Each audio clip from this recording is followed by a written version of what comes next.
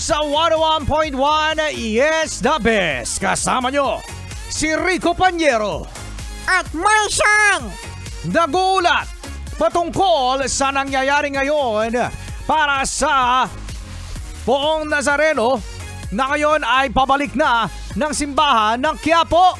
Oo nga, napakarami po ang mga taong nagsipunta at ngayon ay pakupunta na nga po. Pabalik na nga po ng simbahan ng Quiapo. Alam mo Martian, buti na lang talaga hindi ko pinadala sa Quiapo as reporter. Bakit? Kasi kasi mahirap kapag nandun ka eh. Bakit nga? Kasi pabulul-bulul ka. Pagkatapos, baka mamaya, matapakan ka pa doon. Hala! Yan, no, pabalik na sa simbahan ng Quiapo ang Poong Nazareno. At balita nga namin mga bes, ay halos 7 milyon ang sumama. Yes, sa translasyon ng Poong Nazareno. Napakarami mga bes. At alam mo sa mga comment section sa social media, dito na naman natin makikita na bakit yung sinasambayan? Ha? Ayan, isang debate na tila walang katapusan. Kasi sinasabi ng iba dyan, ng mga netizen na, hoy, nasa 10 Commandments, di ba? Hindi nasa 10 Commandments nito, Panyero. Basta yung thought nun ay, hindi, i-recite mo! wag mo i-recite sa akin yung nasa 10 Commandments. Basta alam ko, wag kang sasamba sa hindi Diyos. O sa hindi, basta sa imahe. Sabi ko na, Rico, hindi mo alam yung 10 Commandments eh. Pinarecite sa akin eh. Pinarecite sa akin ni Martian yung 10 Commandments.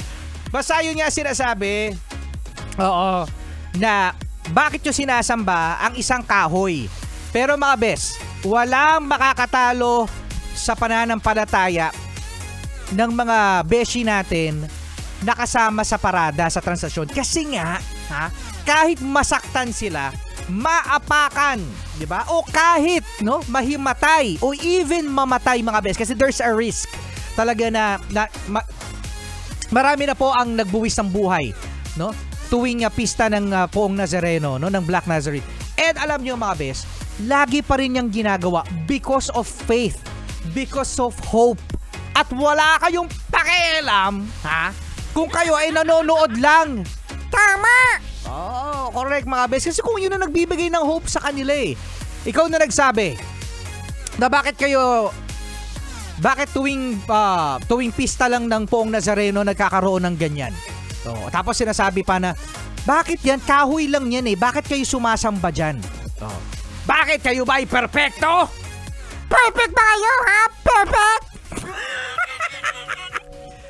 Wag kayo mga ilam. Because again, these people, ginawa nila to ng walang bayad at gusto nila because again, sa kanilang pagiging deboto. Kayo talaga kurutin ko kayo sa singit eh.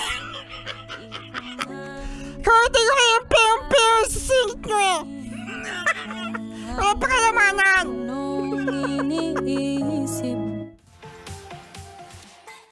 Ngialam eh. You just wag kang mangialam ha. Leave them alone! Wala na ba kinalaman si Kuya Diyos? Wala na ba kinalaman si Kuya Diyos mo dyan eh? Ay, wala pala. Nagbibigay lang ng footage. Oo nga, no? Pero ayun na yun, papasok na, no? Oo nga, grabe.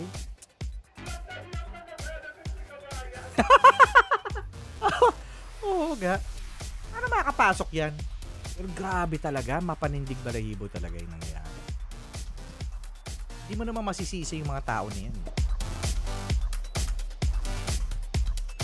Well, the judges are on the net. Mga judges. Kapatuns! Teka, wala pa ano lang yun, sa website lang yan. Oo, sa Nazareno. Daming tao, mga ano daw, 6.5 million. 6.5 million yung pumunta. Dami. Pero maaga natapos, no? In fairness, no? Kasi papalik na eh, oh. Kasi dati alas 3 pa lang na madaling araw, nasa kalsada pa eh dati. Which is nasira naman ng gulong nun. Oo, mabilis. Mabilis, Papa Tons. Ay! Nahulog si Kuya! Uwi na, Papa Tons. Ingat!